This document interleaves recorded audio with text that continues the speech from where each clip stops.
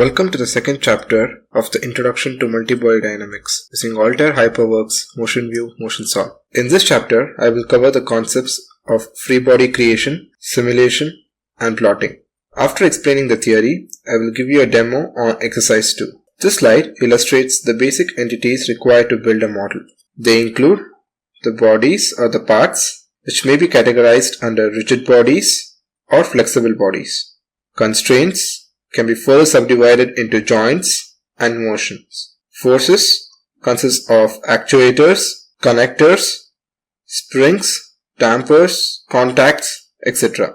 Geometry and special entities such as markers, built-in outputs to measure displacements, velocity, acceleration, forces, etc. So the basic entities also include other model-dependent solver design variables, state variables, sensors, systems, etc. Now, I will explain about the different types of bodies used in Motionview, Motionsolve. There are three types. They are rigid body, point mass, and flexible body. A rigid body is one which has both position and orientation, and the deformation is considered negligible. Rigid body motion is always represented by its center of mass and orientation. They are used when both mass and inertia are significant. It is a 6 degree of freedom element. Point mass. We use this 3 degree of freedom element when the moment of inertia of the component is negligible, but its mass is significant. Flexible body. We use this element when the component deformation has a significant effect on system dynamics or when component stresses are of interest. Now, let's move on to the procedure of adding various entities in Motionview, Motionsolve. You can add the basic entities in three ways. For instance, let us consider adding a point. For this, let me go back to the Motionview GUI.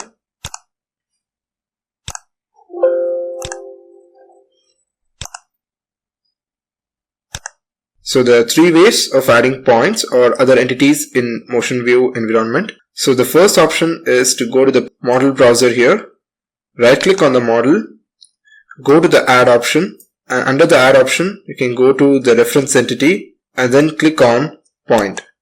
So this is one way of adding point. The second way is in the model browser, right click on the folder and then say add point. Even this does the same thing. And the third and the most easiest way of adding an entity in Motionview is going to the client specific toolbar and then right click on the particular icon and then say OK.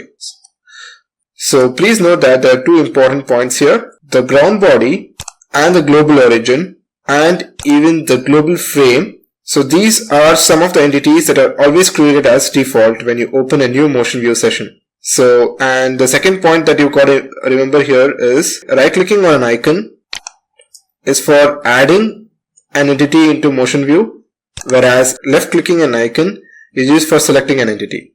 Now let me go back to the presentation. Let's move on to collectors. Let me highlight a few key points on collectors. A collector is a button on a panel that enables selection of an entity type either graphically or from the Select an Entity dialog box. A panel can contain any number of collectors, but only one can be active at a time. Entities can only be selected from an active collector.